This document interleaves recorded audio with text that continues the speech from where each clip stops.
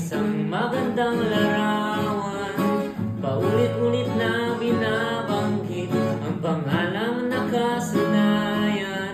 Tayo ay pinagtagpo, ngunit hindi tinadhana.